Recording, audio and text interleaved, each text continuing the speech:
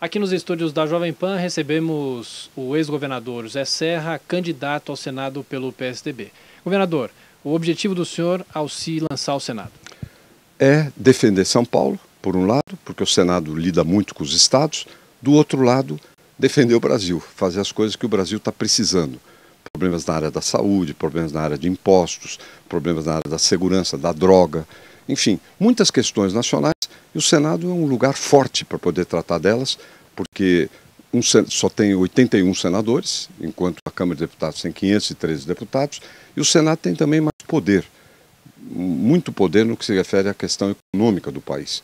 Portanto, meu objetivo é defender São Paulo e o Brasil, para o bem de todos. Se comparando aos dois adversários, um está lá há 20 anos, o outro não teve até agora experiência no caso do Senado. O que o senhor acha que o senhor se diferencia dos dois? Olha, eu evito comparação. Quem eu quero que diferencie são as pessoas que estão nos escutando e que vão decidir seu voto. Reforma política e tributária, o que é possível fazer nesses 8 anos do Senado? Olha, dá para fazer muita coisa. Na reforma política eu começaria pelo voto distrital. Nas próximas eleições municipais, por exemplo, aqui na capital de São Paulo, você divide a cidade em 55 distritos, são 55 vereadores, cada um elege um vereador. O eleitor poderá controlar aquele que foi eleito. E o gasto de campanha diminui verticalmente. Isso seria um avanço tremendo na política brasileira.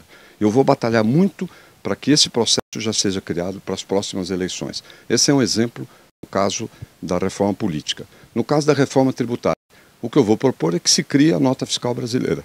Eu criei no governo aqui a nota fiscal paulista, que devolve uma parte do imposto. Por que não devolver também uma parte do imposto federal? Isso para fazer, não piora a arrecadação não, porque ao mesmo tempo que devolve imposto, diminui a sonegação. Em relação à tabela do SUS, que é defasada no caso aqui de São Paulo, o senador tem poder para que pleiteie isso com o governo? Tem poder, eu vou trabalhar nisso. Eu tenho uma emenda constitucional para corrigir isso. Porque o que aconteceu? O último ano que eu fui ministro, 2002, o governo federal contribuía com 53% dos recursos da saúde. 53%. Hoje, sabe quanto é? 44%. O governo do PT encolheu a sua participação nos gastos da saúde. Jogou tudo nas costas de estados e municípios, que não têm condição de cobrir a diferença. Sabe qual é a diferença? 28 bilhões de reais.